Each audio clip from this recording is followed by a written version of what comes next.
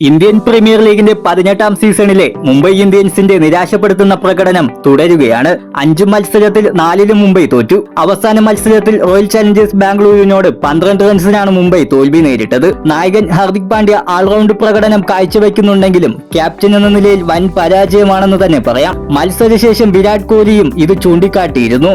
കോഹ്ലിയുടെ വാക്കുകൾ ഇങ്ങനെയാണ്: മുംബൈ ഒരു സ്പിന്നറെ പിൻവലിച്ചിരുന്നു. ചൈനമൻ സ്പിന്നറെ നേരിടുക എന്നത് അല്പം ബുദ്ധിമുട്ടായിരുന്നു. ഇതോടെ 20-25 റൺസ് അധികം നേടാൻ ഞങ്ങൾക്ക് സാധിച്ചു. ഞങ്ങൾക്ക് അധികം വിക്കറ്റുകൾ നഷ്ടമായിരുന്നില്ല. അതുകൊണ്ട് തന്നെ സ്പിന്നർ പുറത്തായത് ഗുണം ചെയ്തു. ചെറിയ ബൗണ്ടറികളായതിനാൽ പേസർമാരെ നേരിടാൻ എളുപ്പമായിരിക്കുമെന്ന് ഞങ്ങൾക്ക് അറിയാമായിരുന്നു. ഒരു ഓവർ മാത്രം പന്തെറിഞ്ഞ വിഘ്നേഷ് 10 റൺസ് വിട്ടുകൊടുത്ത് ദേവദത്ത് പടിക്കലിനെ പുറത്താക്കിയിരുന്നു. എന്നിട്ടും ഹാർദിക് പാണ്ഡ്യ വിഘ്നേഷിനെ തഴഞ്ഞു.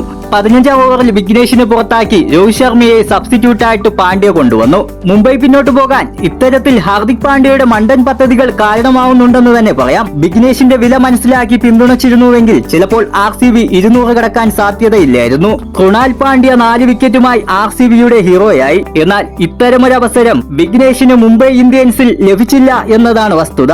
ഏതായാലും വിഘ്നേഷിനെ പുറത്താക്കിയത് തങ്ങൾക്ക് ഗുണം ചെയ്തു എന്നാണ് കോഹ്ലി ബാറ്റിംഗിന് ശേഷം പറഞ്ഞത്. ഇത്തരത്തിൽ വിഘ്നേഷിനെ തഴയുന്നത് യുവതാരമെന്ന നിലയിൽ അദ്ദേഹത്തിന്റെ ആത്മവിശ്വാസവും നശിപ്പിക്കുന്നുണ്ട്. ക്രിക്കറ്റ് ലോകത്തെ കൂടുതൽ വാർത്തകൾക്കും വിശേഷങ്ങൾക്കും വേണ്ടി ഈ ചാനൽ കൂടി നിങ്ങളൊന്ന് സബ്സ്ക്രൈബ് ചെയ്ത് സപ്പോർട്ട് ചെയ്യുക ഗൈസ്.